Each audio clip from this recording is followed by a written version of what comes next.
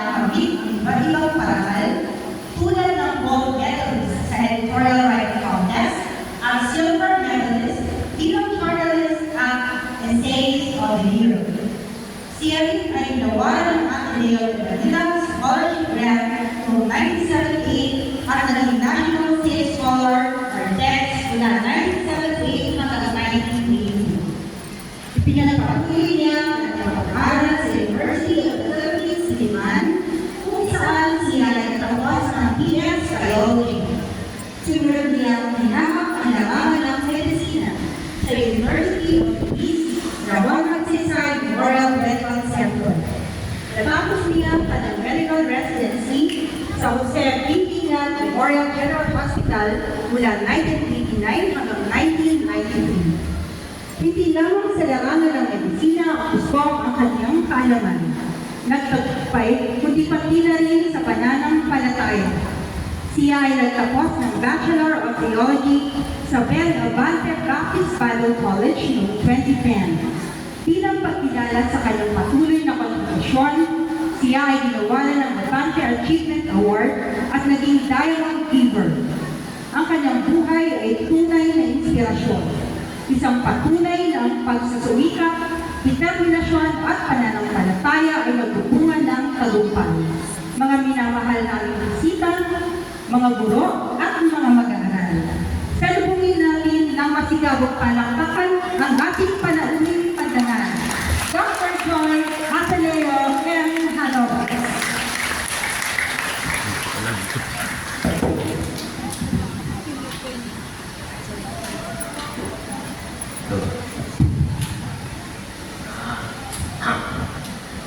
I feel nervous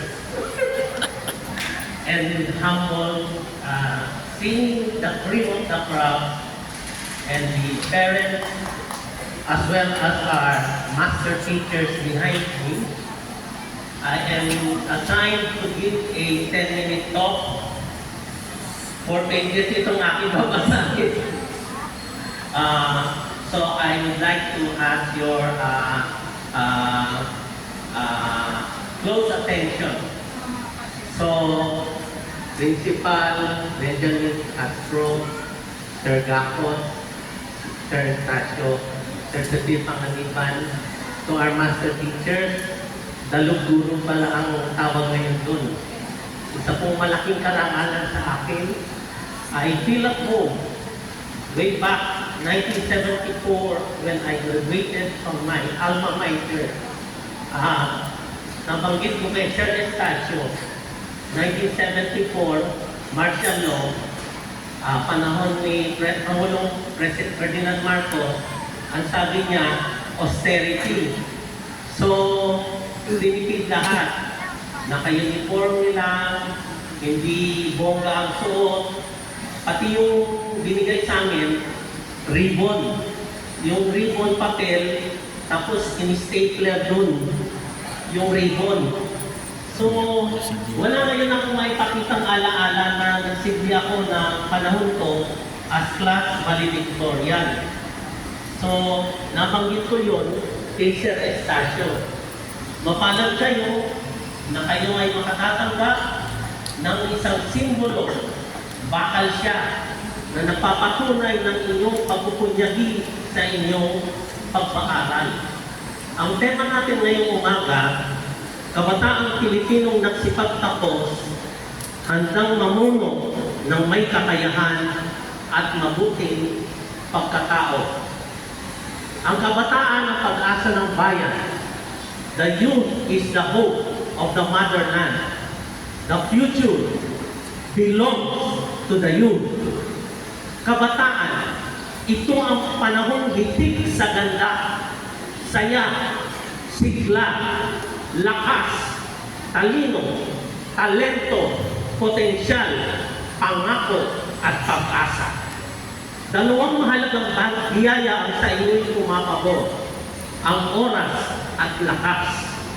Kung magagawa ninyong gamitin ng lubos ang dalawang bagay na ito ngayon, tiyak na may naghihintay sa inyo na magandang kinabukasan.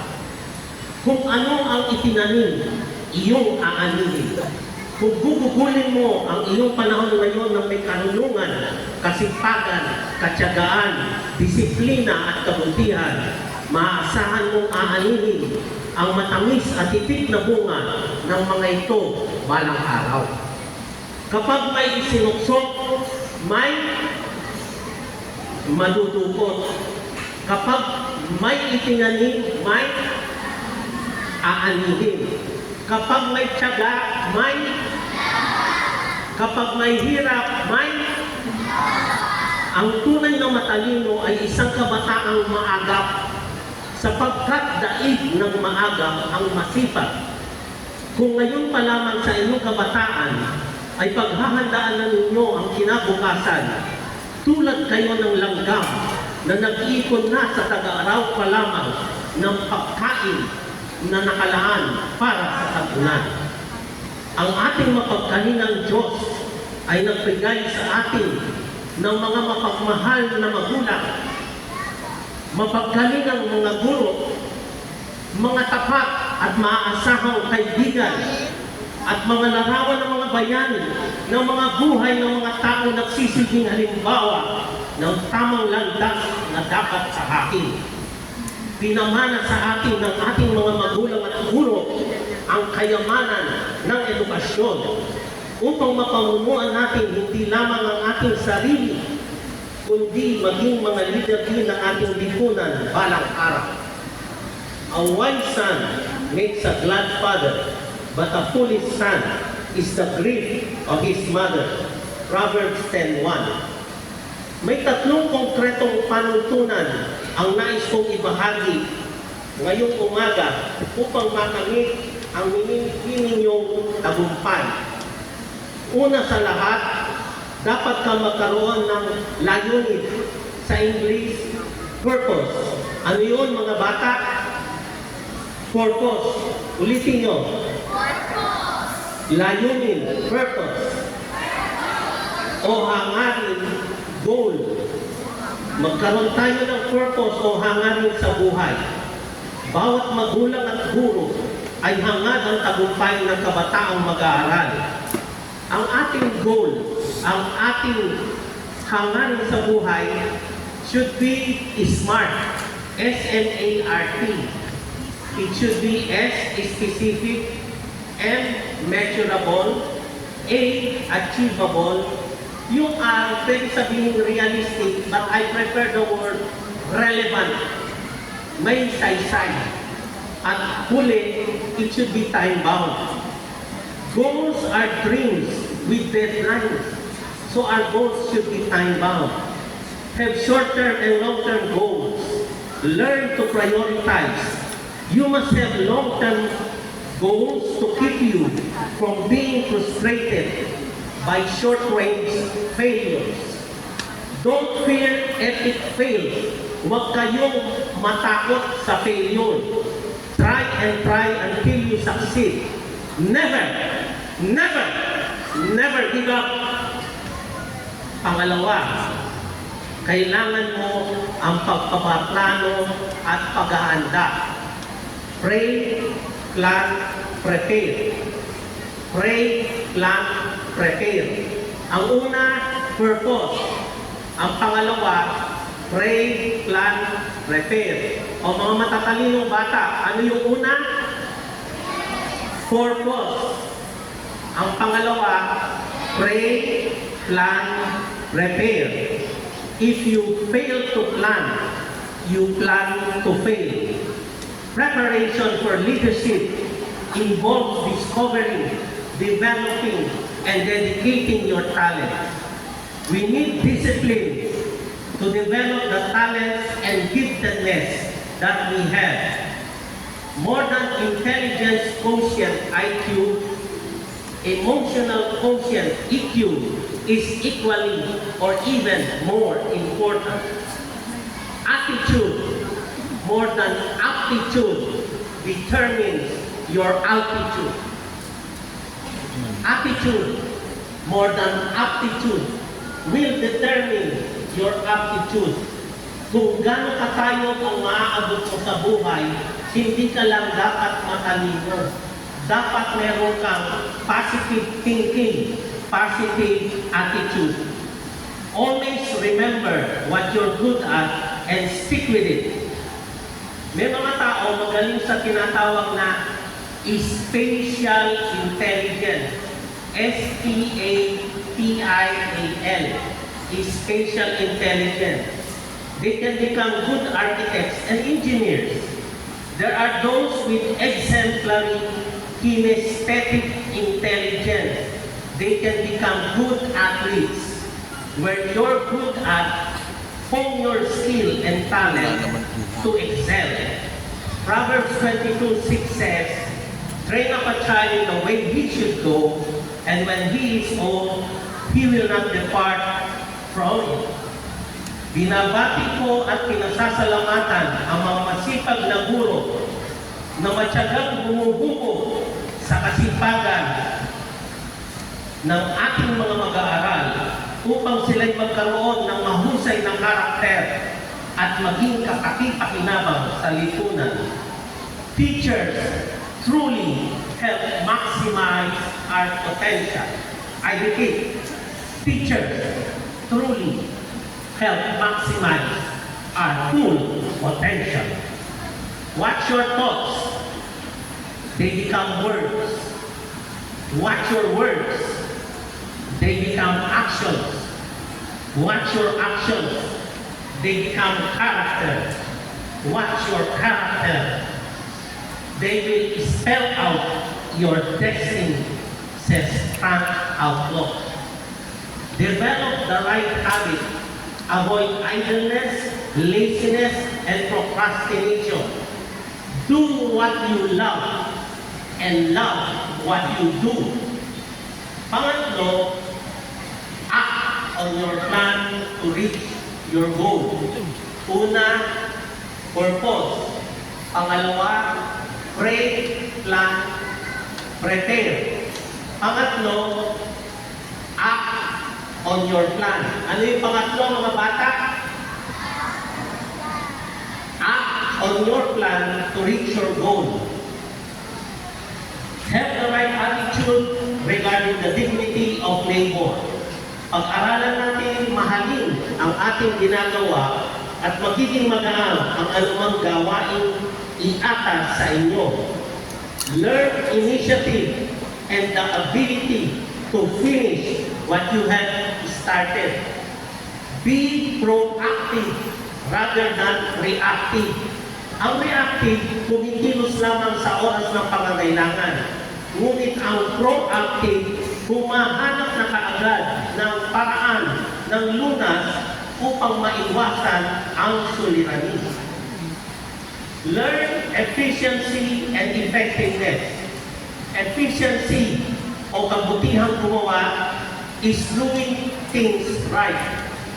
Efficiency is doing things right. While effectiveness, pagkamabisa, is doing the right thing. Kapwa sila mahalaga. Today's game changers, dalawa. Ano yung game changer na meron ngayon? Una, collaboration. Ecclesiastes 4:9 says, two heads are better than one. Kung ikaw, hindi ka genius o hindi ka gaano biniyayaan ng kakaibang exceptional na talino, maaari kayong maggrupo at sa inyong unity, pagkakaisa at pagtutulungan, collaboration, magagawa nyo kung ano yung kayang gawin na genius. Pangalawa, kabataan, use computer technology to your advantage. Nung panahon namin, wala kang ganyan. Yung TV noon, black and white. Walang color. Meron pa yun na kandado. 5 lang ang istasyon. Ngayon, ang cable TV, lampas 190 channels. Maaari itong makatulong kung ang pinapanood mo National Geographic, yung Planet Earth, o ano pa man na makakatulong. Pero kung ang pinapanood mo TikTok, ay hindi ko na maunawa kung paano matututunan mo ng computer. So use computer technology to your advantage. So, ano yung tatlong iniwan kong konkretong panuntunan? Una, purpose. Pangalawa, pray, plan, prepare. Pangatlo, act on your plan. So sa aking conclusion, tumampas na yata ako sa 10 minuto ko.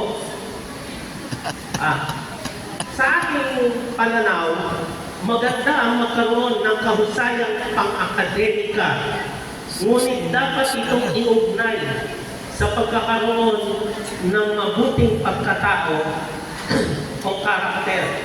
Ang ating tema, Pilipinong nagsipagtapos, handang mamuno ng may kakayahan, competence, at karakter, mabuting pagkatao. We can create monsters even from brilliant minds. Nabanggit niya kanina ni Sir Gacos. We can create monsters even from geniuses, from brilliant minds. But godly character is more desirable. Honesty is still the best policy. Maaari mo makamit ang katanyagan, kapangyarihan, kayamanan sa katiwalian, ngunit mag-iiwan lamang ito sa iyong sarili ng maruming budhi. Higit na matamis ang bunga ng matyagang pagpapagal at masinop na pamumuhay na may takot sa Diyos. The foundation and standard of our moral values and virtues based on our Judeo-Christian ethic is the Bible. Sa Biblia, nasasaad na ang taong lumalakad ng matuwid ay kinasisiyahan ng Diyos. Nabanggit ni Principal Benjamin Castro, delight thyself in the Lord. Proverbs 37:4. So, delight yourself in the Lord. Nasasaad na ang taong lumalakad ng matuwid ay kinasisiyahan ng Diyos at kanyang pagpapalain. Competence must be coupled with character. But character precedes competence. Competence must be coupled with character. But character supersedes, it precedes, it is before competence.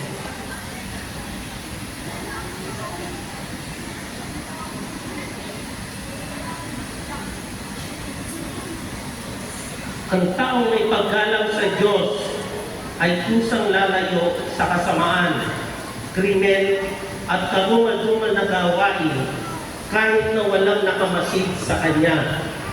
Your true character is revealed with what you will do when no one is looking. Your true character is revealed when what you will do with what you will do when no one is looking. Today, we, the alumni, we can see higher, we can see farther, we can see broader and wider because we stood tall on the shoulders of giants, our teacher mentors, who gave unselfishly not only wisdom, but their lives for our own good. So let us give them a round hand of applause. Students.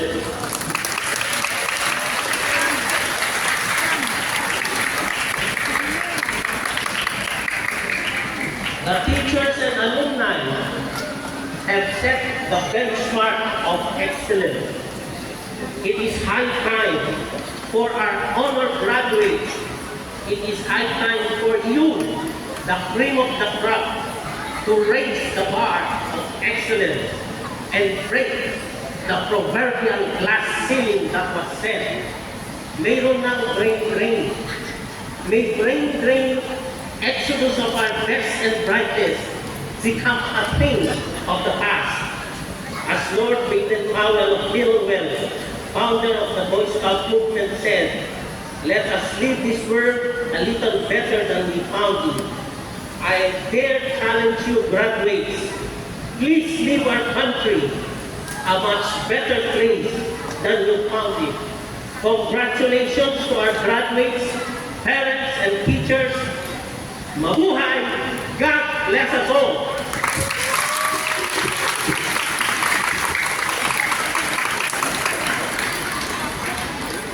Muli po, maraming salamat, Dr. Nanoba, sa iyong mensaheng tiyak kapupulutan ng aral ng bawat batang tatanggap ng parangal. Isa ka pong huwaran para sa aming lahat.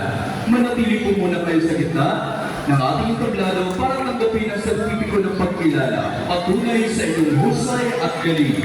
At para igawin ang sertipiko ng pagkilala, aking sinatawagan ang ating pulong guro apat, Dr. Benjamin M. Castro, kasama ang ating pandistrito tagamasid ng pampublikong paaralan, Dr. Alvin G. Gamos, kasama ng Pangulo ng Samahan ng mga Guro, Ginoong Henry N. Estacio, Pangulo ng Samahan ng mga Magulang, Ginoong si Pierre M. Pangaliban, kasama ang tagapangulo na ikalimang baitang at ng ating Recognition 2026, Binibining Yula and Castromero.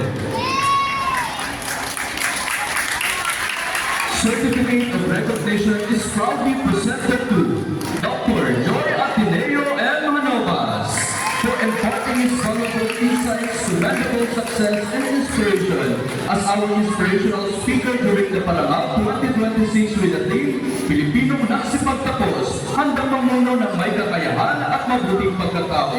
Given this 26th day of March 2026 at Padre Jose Burgos Elementary School. Signed by the overall chairperson of Recognition 2026, Mabula B. Castromero, and Principal for Dr. Benjamin M. Castro.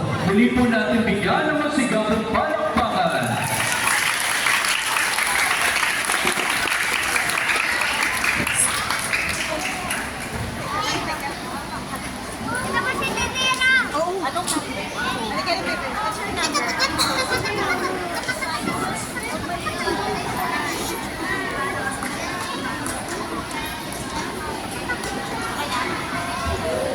Mga bata, bigyan muli natin ng isang masigabong palakpakan ang ating panauhing pandanal, ang isang mag-aaral ng Padre Jose Burgos mula sa class of 1974. At alam nyo, isang token na nagbibigay ng paaralan na banggit ng ating speaker kanina, nung siya ay graduate bilang valedictorian ng 1974, ang kanyang natanggap ay isang simple ribbon.